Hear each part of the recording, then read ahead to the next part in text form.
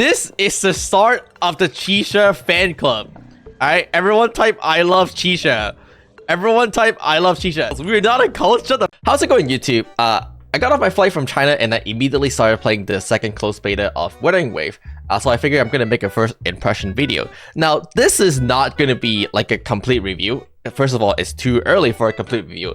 Second of all, I already played it through the entire first closed beta with a separate review video right there at the time. This video is about my first impression going into the second closed beta, having already played through the first beta, because, you know, they have said that they have made a lot of changes to make the game better. And I want to show off some of these changes or improvement that they have been making. Since I played it through the entire first closed beta, I feel like these are things that I'm able to observe more closely compared to people who didn't experience the first beta firsthand. And let me tell you, they did make a lot of improvement. One of the biggest changes coming into this second closed beta is that the overworld is a lot more colorful and vibrant in comparison to the first closed beta, where it's a lot more grayscale and dark.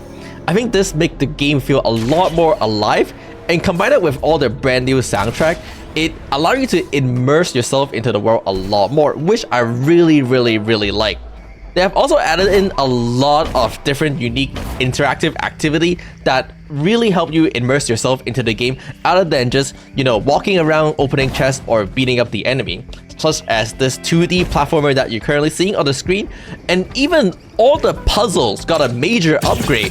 They're not just, oh, put the square thing in the square hole anymore. A lot of them actually require thinking, which again feels really great when you're playing the game. A puzzle or two might look like really small improvement between the two closed beta, but I actually think it's a massive deal. Overall, it is really the small thing adding up to help player get the main idea of the world building in Wuthering Wave. And since none of these things were in the first closed beta, I can tell you right now, them adding all of these small things in the second closed beta really helped me immerse myself much more. Combat for the most part relatively stayed the same between the two beta. There are some major and minor improvement, but overall speaking, the combat is still really phenomenal. The main part that I do want to focus on is that how can the developer team make the game good outside of what it's already good at doing, which is having great combat. And again, that is the main reason why I'm focusing on all the small elements outside of the major combat. We already knew that Wuthering Wave is going to have top-notch great combat. How can you make the game better? It's a lot easier to kind of mix and match echo now. You still have your main echo slot, which is like your summon, and it comes with the summon ability, but it's a lot easier to get set bonuses now. So if you didn't know, in the first closed beta, in order to get set bonuses, which is right here, you have to equip very specific echo. What I mean by that is, like, in order to get a 2-piece set, you might have to equip a turtle, a golem, and a boar. You have to equip exactly of those echoes in that order to get the set bonus. Now, you just have to equip any echoes with the right element. As long as they have the right element, you're able to trigger the echo bonus effect.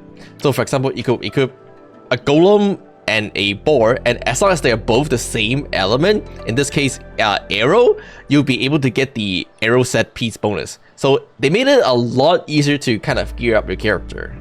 The skill tree system also got a complete rework. It is a lot easier now to upgrade your skill tree, and it's a lot simpler to understand. Back in the first closed beta, they tried to make an entire skill tree system where you kind of have like a path. Now you just have to put points into your skills and it upgrade them and make them do more damage. One of the best things that I think that came with this change is that the character's entire kit is pretty much unlocked at its base form now.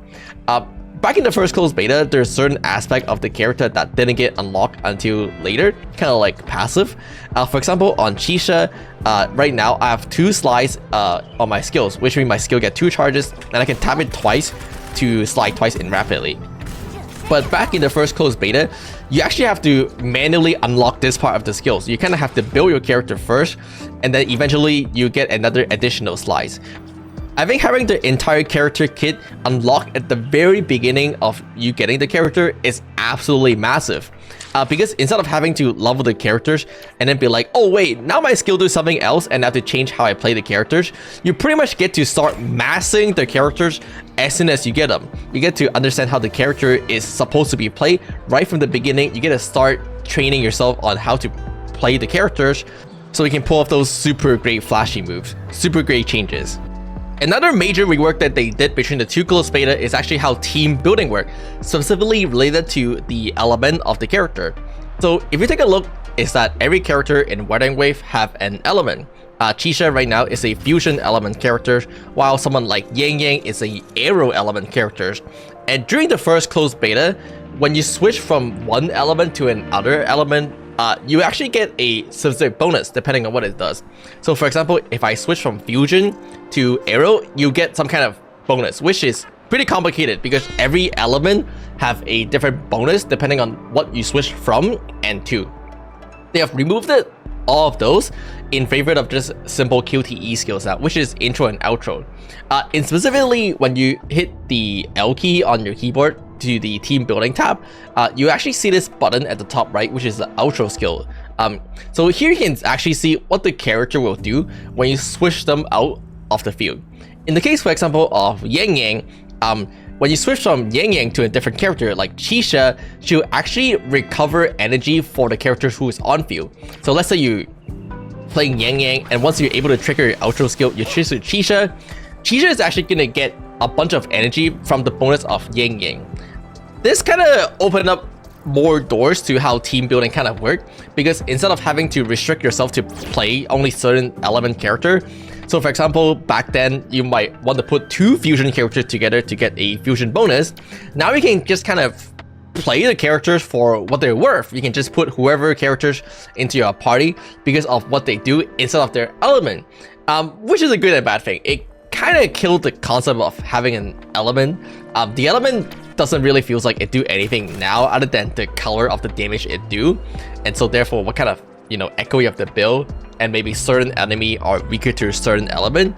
But it's also a good thing to just enable team building to have a much bigger possibility than restricting yourself to having to only play specific element characters. Not really sure how I feel about that. Probably will get a better sentiment when we do get to the end game content in the second closed beta.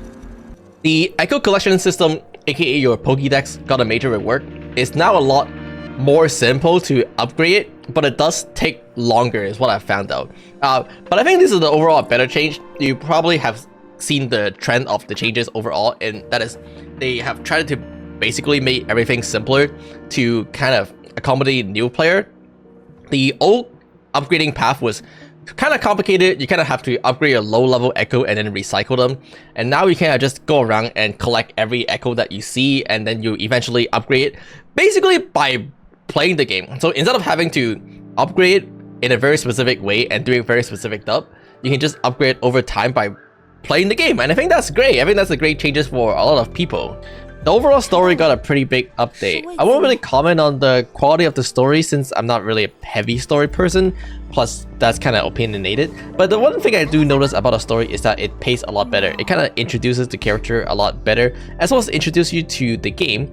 They introduced Jinyan as a really strong, really cool 5-star character at the very beginning of the game, but not only that, they also kind of let you play as him for a little bit to kind of showcase what character's potential will look like in this game. And I thought that was a really good changes to kind of welcome people into the game and let them know what you can expect when you do eventually get these cool 5-star characters. On the other hand, the Scar boss fight got a pretty cool major update as well, and it's kind of demonstrate what a boss fight would look like in this game. It's demonstrate that boss is capable of actually pulling off difficult move that will hurt you and require you to actually pay attention to the boss mechanic and dodge. And I think both of these together really showcases the potential of Wuthering Wave from the very beginning of the game, and I think that's perfect for attracting new players. The endgame tower mode also got a complete rework. Now it works a lot like Phantom Pain Cage from Punishing Great Raven rather than Spiral Abyss in Genshin Impact. It now uses a energy system where every time you do a run, your character will cost energy. And once they run out of energy, you can't select that character anymore. So you have to keep in mind which character you're running. And again, that's a lot like the Phantom Pain Cage system in the previous game. A second endgame mode has been added in the second closed beta as well, which is called the Elusive Realm. This is unlocked at Union level 23, which I don't have access yet, but I'll be sure to keep you guys updated on what these look like when I eventually do unlock them at the end game. I'm gonna be really honest, rewatching my first closed beta gameplay from 9 months ago really showcased how much improvement they have made over time. And I'm super excited to see what they have to prepare for us for the rest of the closed beta. I'm currently streaming the second closed beta on Twitch right now. Link will be in the description. So come check it out with me to see how it is going. But with that being said, thanks for watching. I'm so excited to give you guys a full conclusion of what I think of this game. And I'll see you guys later.